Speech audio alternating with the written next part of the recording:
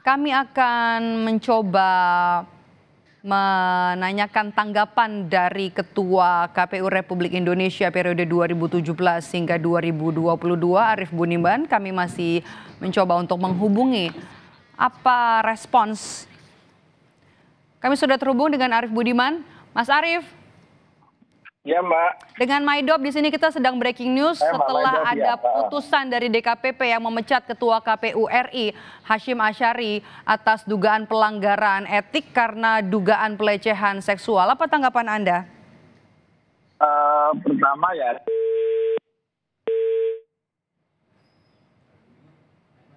kami akan mencoba menghubungi kembali Ketua KPU RI Arief Budiman periode 2017 hingga 2022. Hari ini DKPP atau Dewan Kehormatan Penyelenggara Pemilu menjatuhkan sanksi pemberhentian tetap kepada Ketua KPU RI Hasyim Asyari atas dugaan tindak asusila. Ketua DKPP Hedi Lugito menyatakan Hasyim Asyari, Ketua KPU RI melanggar kode etik penyelenggara pemilu terhadap salah satu anggota panitia pemilihan luar negeri di Eropa.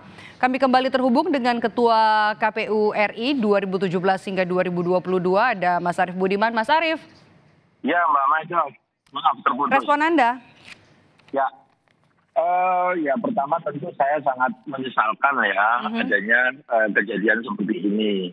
Karena apapun KPU itu kan menjadi salah satu potret ya penegakan etik, integritas, ya jadi kemandirian gitu ya. Jadi tentu peristiwa ini sangat disayangkan gitu, dan sangat disesalkan. Nah, mudah-mudahan ini bisa menjadi pelajaran bagi banyak pihak, bagi penyelenggara pemilu.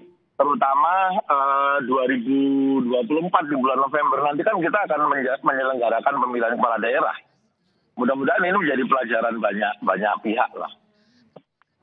Oke, Mas Arief, ini jadi sejarah nggak sih Mas, Ketua DKPP menjatuhkan putusan untuk memberhentikan seorang Ketua KPU RI di tahun kita sedang melaksanakan pemilu, nanti masih ada rangkaian pilkada? Iya, ini ya tentu menjadi catatan penting dan catatan tidak terlalu bagus ya bagi kita. Karena sebetulnya indeks demokrasi kita itu kan beberapa tahun, terutama ketika saya jadi penyelenggara pemilu ya, itu indeks demokrasinya naik terus, membaik gitu ya.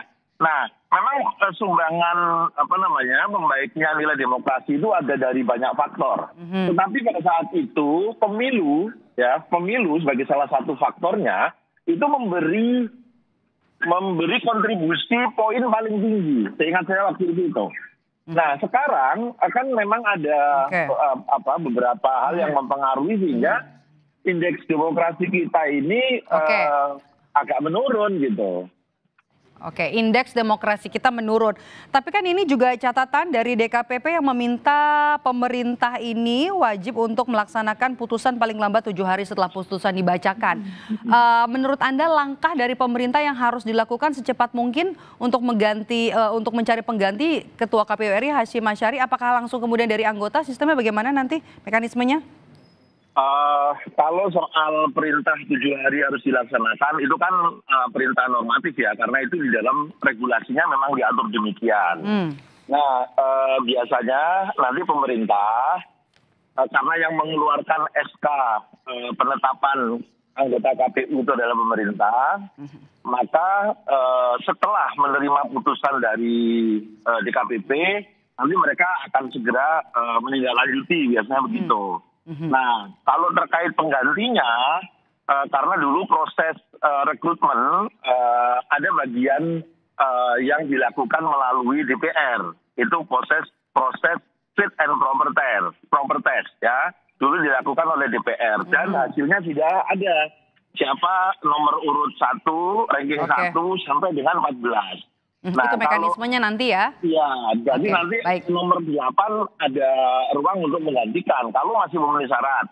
Kalau tidak memenuhi syarat, maka ke nomor berikutnya, begitu seterusnya. Oke, baik. Kita tunggu langkah selanjutnya dari pemerintah usai putusan dari DKPP yang memecat Ketua KPU RI Hasyim Asyari. Terima kasih Ketua KPU RI 2017 hingga 2022, Mas Arief Budiman sudah bergabung bersama kami di Breaking News Kompas TV.